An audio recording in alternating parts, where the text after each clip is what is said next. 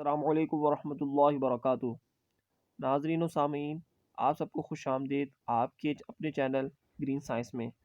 जैसे कि हम बात कर रहे हैं इकोसिस्टम की, मॉर्फोलॉजी की और एनाटॉमी की, और इस वीडियो में हम बात करेंगे इकोसिस्टम की रिप्रोडक्शन की। जो मेन रिप्रोडक्टिव स्ट्रक्चर है स्पोरोफिटिक बॉडी का, वो है स्ट्रोबलिस। तो आइए इसकी डिस्कशन करते हैं डिटेल में।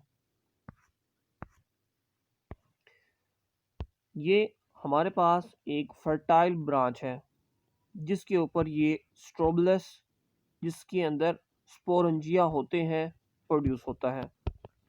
क्लोज व्यू देखते हैं, ये हमारे पास फर्टाइल ब्रांच के ऊपर प्रोड्यूस होने वाला एक स्ट्रक्चर है, रिप्रोडक्टिव स्ट्रक्चर, जिसको स्ट्रोबलस कहते हैं। इस स्ट्रोबलस का लॉन्गिट्यूडनल सेक्शन देखें तो मिडल में इसका जो स्ट्रक्चर है वो है एक्सिस का, जिसको हम एक्सिस ऑफ स्ट्रोबलस कहते हैं, जिसके ऊपर ये रिप्रोडक्टिव स्ट्रक्चर अटैच होते हैं, जिसको हम स्पोरेंजिया कहते हैं। ये स्पोरेंजिया जिस स्ट्रक्चर के साथ अटैच है उसको हम स्पोरोफिल और स्पोरेंजियोफोर का नाम देते हैं। फोर हमने जिस तरह कहा हुआ है, ऐसा स्ट्रक्चर जिसके ऊपर कोई भी स्ट्रक्चर अटैच हो उसको फोर का नाम देंगे। ऐसी ब्रांच जिसके ऊपर कोई भी स्ट्रक्चर अटैच है उसको फोर कहेंगे। तो यहाँ पर स्पोरेंजिया अटैच है तो इसको हम स्पोरेंजियो फोर का नाम दे रहे हैं। और ये इसका ट्रांसफर सेक्शन है, मिडल में उसी तरह एक्सेस है और ये इसके स्पोरेंजियो फोर अटैच है इसके साथ। और एक स्पोरोफिल या फिर स्पोरेंजियम का स्ट्रक्चर अगर हम देखें तो ये इस स्टॉक के साथ, इस स्ट्रोबलिस के साथ अटैच होते हैं। ये इसका ऊपर वाला जो फ्लैटेंड हेड है और ये इसकी स्टॉक जो है ये अटैच है अलोंग विद द स्पोरेंजिया इस स्ट्रोबलिस के साथ। मज़ीद एक और डिस्क्रिप्शन में बात करते हैं इस स्पोरेंजिया की। तो ये स्ट्रोबलिस और ये इसके साथ एक आउट ग्रोथ होती है लोअर पोर्शन पर, बेसल पोर्शन पर, इसको हम एनुलस का नाम देते हैं। एनुलस वो आउट ग्रोथ है जो कि इसके लोअर पोर्शन पर पाई जाती है स्ट्रोबलिस के। इस स्ट्रक्चर के साथ स्पोरेंजियम अटैच होते हैं और ये जो इसका हेड है इसको हम पेल्टेट डिस्क कहते हैं। ये स्मूथ सरफेस है, लोअर पोर्शन पे इसकी स्पोरेंजिया है, मिडिल में इसकी एक स्टॉक है। स्टॉक एक अटैचमेंट है इस पेल्टेट डिस्क की इस स्ट्रोबलस के साथ, और स्पोरेंजिया के अंदर स्पोर्स पाए जाते हैं। जैसा कि आप ये देख रहे हैं कि ये हमारे पास एक पेल्टेट डिस्क है और ये कंप्लीट स्ट्रक्चर स्पोरेंजियो फोर यहाँ पे स्पोरोफिल का है, दोनों इसी के नाम है। ये स्पोरेंजिया है और ये रिलीज करेगा स्पोर्स को। ये स्पोर्स रिलीज होंगे जिसको हम डिहाइसिंग का नाम देते हैं। डिहाइसिंग मींस रिलीज, रिलीज रिलीज होना स्पोर्स का डिहाइसिस कहलाता है।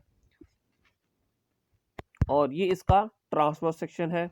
ये स्ट्रोबलस का मेन एक्सिस स्पोरेंजियम, ये इसका पेल्टेट डिस्क है और ये इसके अंदर स्पोर्स पाए जाते हैं, ये इसकी स्टॉक है।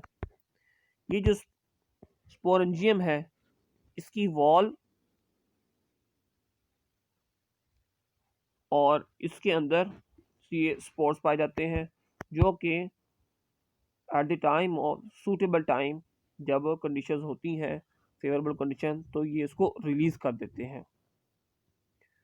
और अब हम बात करेंगे इस स्पोरेंजियम की डेवलपमेंट की कि ये स्पोरेंजियम जो है ये किस तरह प्रोड्यूस होता है।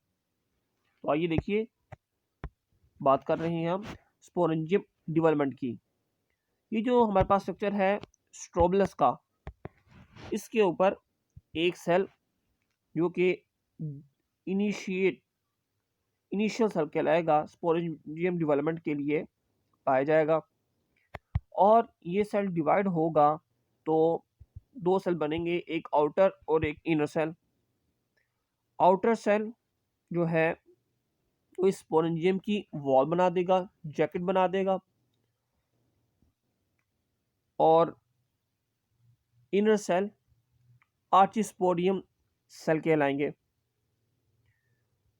ये जो आउटर सेल है ये नंबर ऑफ लेयर्स में डिवाइड होगा और लेयरिंग कर देगा, जिसकी इनर मोस्ट लेयर जो होगी इस स्पोरेंजियम वॉल की वो कहलाएगी टेपिटम। इसका भी काम जो इनर स्ट्रक्चर है उनको प्रोटेक्शन प्रोवाइड करना और नरिशमेंट का होता है। इसके बाद जब हम बात करेंगे इनर सेल की तो वो डिवाइड हुआ है आर्चिस्पोरियम के अंदर। ये आर्चिस्पोरियम जो है वो बनाएगा स्पोर मदर सेल्स।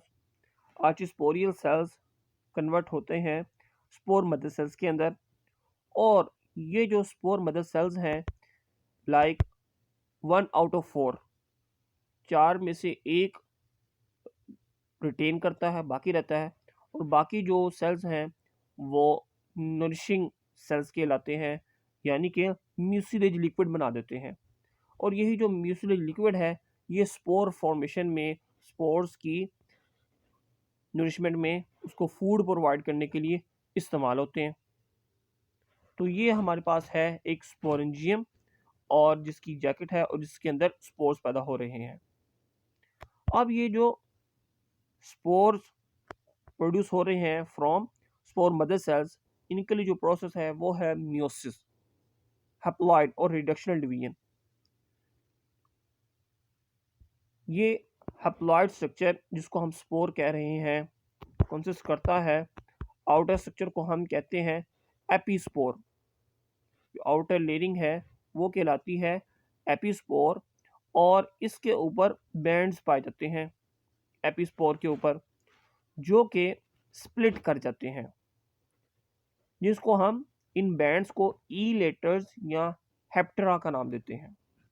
ये हमारे पास हैप्लॉइड स्पोर है, इसके ऊपर एपीस्पोर के ऊपर बैंड्स हैं जो कि ओपन हो जाते हैं, स्प्लिट हो जाते हैं, और इनको हम नाम देते हैं ईलेटर्स और हेप्टेरा का। ये इसके साथ कॉइल कर देते हैं मॉइस्ट कंडीशन के अंदर, और जब ड्राइंग कंडीशन होती है तो ये इससे सेपरेट हो जाते हैं, स्प्लिट कर जाते हैं। और इसके अलावा ई लेटर्स का काम इस स्पोरेंजियम को ब्रश करना होता है, ओपन करना होता है थ्रू द ओपिकुलर सेल। यहाँ से इसकी डिहाइसिस होती है और ये इसको ओपन करते हैं और यहाँ से रिलीज हो जाते हैं। तो ये बात है स्पोरेंजियम की डेवलपमेंट की। अब हम बात करेंगे इस स्पोर की जर्मिनेशन की और प्रोथैलस फॉर्मेशन की। Germination of spore and formation of prothallus. जिस तरह भी हमने देखा, एक haploid spore having elaters और haptera will fall on the suitable substratum. ये एक सूटेबल सबस्ट्रेटम के ऊपर फॉल करेंगे, गिरेंगे और जर्मिनेशन स्टार्ट कर देंगे। ये सेल जो है डिवाइड हो जाएगा दो अनइक्वल सेल्स के अंदर, यानी कि एक स्मॉलर सेल और एक लार्जर सेल। स्मॉलर सेल्स जो है वो रूट लेस्टर राइजोइड्स बना देंगे, और जो लार्जर सेल है वो बिगर बॉडी सेल पोर्शन जिसको हम प्रोथैलस कहते हैं वो बना देंगे। प्रोथैलस की जो एंडिंग्स हैं यहाँ पर पेरिफेरल पोर्शन पर जो सेल्स हैं वो है मेरिस्टेमेटिक सेल्स, जो कि कंटिन्यूसली डिवाइड होकर इसकी बॉडी को बनाते हैं। इसी प्रोथैलस के ऊपर ऑर्गन्स एंथीरिया और आर्चिगोनिया भी पाए जाते हैं, और इसका जो अपर पोर्शन होता है प्रोथैलस का वो ग्रीन होता है और लोअर पोर्शन कलरलेस होता है। एम्ब्रियोफाइट की बात की तो दो तरह के प्रोथैलस बनेंगे स्पोर से, एक मेल एंथीरिया है कैनिंग और दूसरा फीमेल आर्चिगोनिया। तो ये डायोशियस हुआ, लेकिन ऐसा भी होता है कि फीमेल एम्ब्रियोफाइट पर आर्चिगोनिया पर मेल एंथीरिया भी प्रोड्यूस हो जाते हैं, जो कि मोनोइशियस कंडीशन कहलाती है, जो कि रेयर होती है। ये हमारे पास लीफ शीथ है और ये हमारे पास स्टॉक है। बात करेंगे अब हम सेक्सुअल रिप्रोडक्शन की, जिसके अंदर दो स्ट्रक्चर्स आएंगे, एक होगा एंथीरिया और दूसरा होगा आर्चिगोनिया। एंथीरिया की बात करते हैं तो एंथीरिया पैदा होता है मेल गैमेटोफाइट के अंदर और ये एम्बेडेड होता है इस प्रोथैलस के अंदर।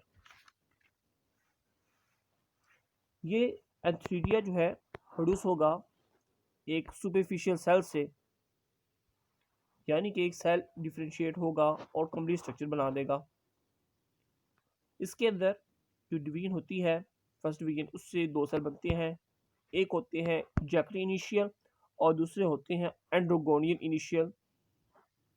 जैकेट इनिशियल्स जो हैं वो बना देंगे जैकेट और वॉल ऑफ द एंथीरिया, यानी कि एंथीरिया की दीवार बना देंगे, जैकेट बना देंगे। इसी के ऊपर एक ओपर्कुलर सेल होता है जो कि ट्रायंगुलर होता है और इससे ओपनिंग होती है, डिहाइसेस होती है एंथीरोजॉइड्स की। जो इनर साइड पर सेल हैं वो कहलाते हैं एंड्रोसाइट्स और इनको हम नाम देते हैं एंथीरोजॉइड्स मदर सेल्स का। एंड्रोसाइट्स जो होते हैं कन्वर्ट हो जाते हैं एंथीरोजॉइड्स के अंदर, एंड्रोसाइट्स से बनते हैं एंथीरोजॉइड्स, मदर सेल से बनेंगे एंथीरोजॉइड्स। और एंथीरोजॉइड्स का अगर हम स्ट्रक्चर देखें तो वो इस तरह का होता है, जैसे कि आप देख रहे हैं। ये हमारे पास एक जैकेट सेल है और ये इसके अंदर स्पर्म मदर सेल्स हैं, और ये हमारे पास जो स्ट्रक्चर है वो है एंथीरोजॉइड्स का। ये स्पाइरल होता है लोअर पोर्शन से और इसकी जो एंडिंग है, एपिकल पोर्शन है, वहाँ पर हेयर लाइक स्ट्रक्चर है जिसको हम सीलिया कहते हैं। और ये जो ओपोकुलर सेल है, यहाँ से इनकी ब्रस्टिंग से ये एंथीरोजॉइड्स रिलीज होते हैं, बर्स्ट हो जाते हैं। तो ये बात थी सेक्सुअल रिप्रोडक्शन में एंथीरिया की डेवलपमेंट की। एक सुपरफिशियल सेल डिवाइड होगा, बना देगा जैकेट इनिशियल और एंड्रोगोनियल इनिशियल। जैकेट इनिशियल बना देगा जैकेट सेल्स और वॉल ऑफ द एंथीरियम, और एंड्रोगोनियल सेल्स बना देंगे एंथीरिया इनिशियल। एंथीरिया इनिशियल कन्वर्ट हो जाएगा एंड्रोसाइट्स के अंदर, एंथीरोजॉइड मदर सेल्स के अंदर, और यहाँ से बनेंगे एंथीरोजॉइड से हर सेल एंथीरोजॉइड मदर सेल दो दो एंथीरोजॉइड बना देगा। एंथीरोजॉइड्स जो हैं उनका हमने स्ट्रक्चर देखा कि वो लोअर पोर्शन पर स्पाइरल और ऊपर हेयर लाइक स्ट्रक्चर कैरिंग सीलिया होते हैं। अब बात करेंगे आर्चिगोनिया की, that is the female gametophyte archegonia. इसकी भी प्रोडक्शन हमने देखनी है और वो होती है आर्चिगोनियल इनिशियल सेल से। इस सेल में पहले पेरिक्लिनल डिवीजन होगी, तो दो सेल बनेंगे, प्राइमरी कवर सेल और लोअर सेंट्रल सेल। ये जो सेल हैं मजीद डिवाइड होंगे, कवर सेल और बना देंगे नेक सेल। नेक सेल से हमारे पास जो पहला सेल आएगा वो होगा प्राइमरी नेक कैनाल सेल का, जो नेक फॉर्मेशन करेंगे, और लोअर पोर्शन होगा वेंटर सेल।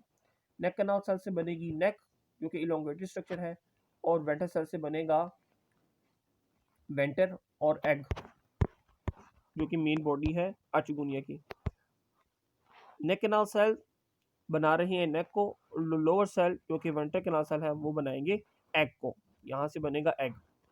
मेच्योर स्ट्रक्चर हम देखें तो ये हमारे पास नेक है, इलोंगेटेड स्ट्रक्चर, इसके अंदर नेक कैनाल सेल है और लोअर पोर्शन पर वेंटर कैनाल सेल है जो कि बना रही है एग को।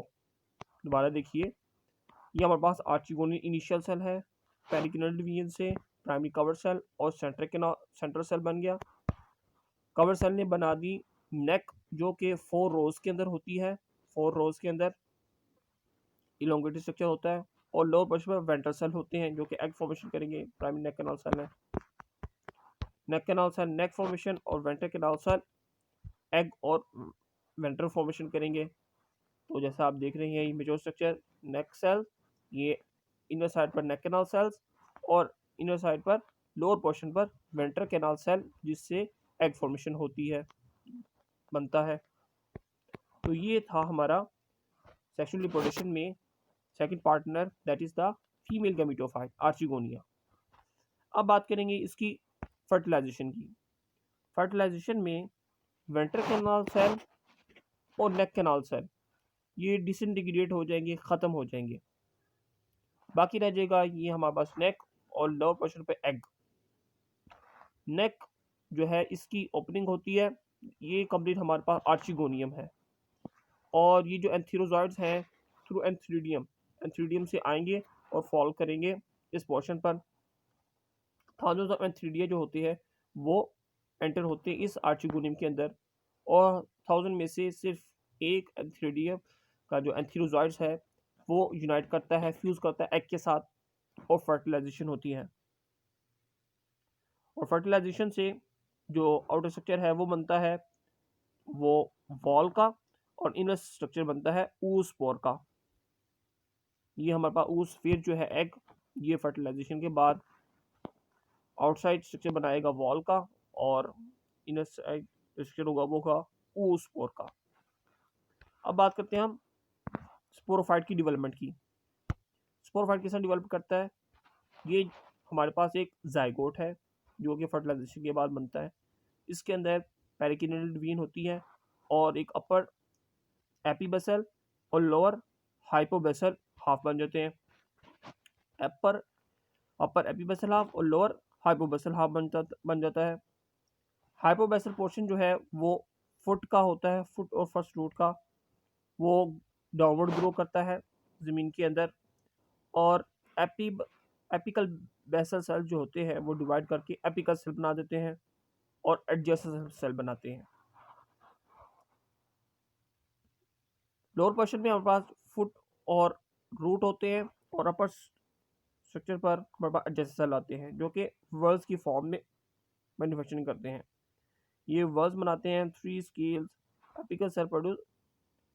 इससे बनेगी हमारे पास प्राइमरी ब्रांच। ये जो हमारे पास आएगा स्ट्रक्चर फर्स्ट रूट शूट का, इससे अब जो पहला स्ट्रक्चर आ रहा है वो होगा प्राइमरी ब्रांच का। प्राइमरी ब्रांच के ऊपर 10 to 15 इंटरनोड्स होते हैं, और हर नोड के ऊपर वर्ल्ड की फॉर्म में 3 लीव्स होते हैं, 3 पत्ते होते हैं वर्ल्ड की फॉर्म में हर नोड के ऊपर। तो यहाँ तक हमारे पास प्राइमरी ब्रांच। फिर बात करेंगे हम सेकेंडरी ब्रांच की। ये जिस तरह के आप देख रहे हैं प्राइमरी ब्रांच से नया स्ट्रक्चर बनेगा, और प्राइमरी ब्रांच के ऊपर भी एडवेंटिशियस रूट्स होंगी। ये भी बात याद रखने वाली है कि ये जो ब्रांच है इसके ऊपर रूट्स होंगी एडवेंटिशियस रूट्स, क्योंकि वो प्रॉपर रूट से नहीं, एम्ब्रियोनिक सेल से नहीं बनती, बल्कि वो ब्रांच स्ट्रक्चर से बनती हैं। इस वजह से हम उसको एडवेंटिशियस का नाम देते हैं। और प्राइमरी ब्रांच से अब बनेगी हमारे पास सेकेंडरी ब्रांच, जिसके ऊपर एडवेंटिशियस रूट्स होंगे और इसके ऊपर भी इंटरनोड्स और नोड्स होंगे, और 4 to 5 वर्ड्स की फॉर्म में लीव्स भी होंगे। ये जो सेकेंडरी ब्रांच है ये दरअसल स्टेम लाइक स्ट्रक्चर है, और ये सॉइल के अंदर होते हैं, जिसको हम राइजोम का नाम देते हैं। ये एक स्टेम है जो कि अंडरग्राउंड है, इस वजह से इसको हम राइजोम कह रहे हैं।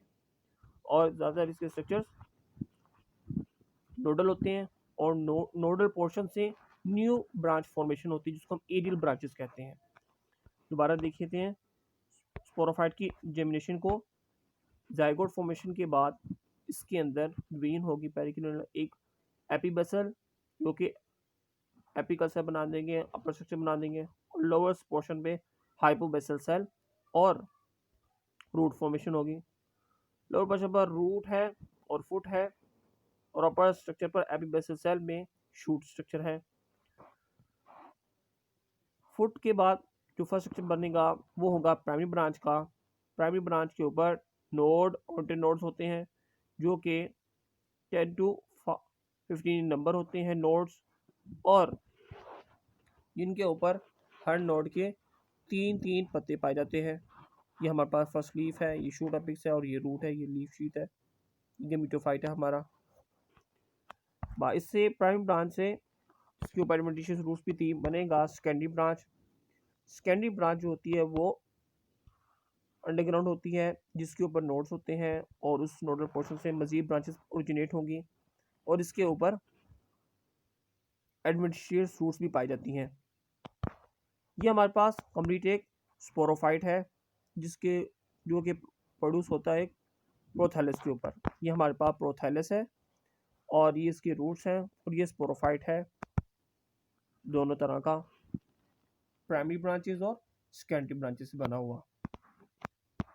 आखिर में हम बात करेंगे इसकी ऑल्टरनेशन ऑफ जनरेशन की। तो दो जनरेशन है इसके अंदर, एक है स्पोरोफिटिक और दूसरी है गेमिटोफिटिक जनरेशन। स्पोरोफिटिक जनरेशन होती है स्ट्रोबलस के अंदर जो कि स्पोरेंजिया कैरी करता है। ये स्ट्रोबलस के अंदर स्पोरोफिट जिसे हमने शुरू में बात की, इसके अंदर स्पोरेंजिया है, स्पोरेंजिया के अंदर स्पोर्स पैदा हो रहे हैं थ्रू मियोसिस।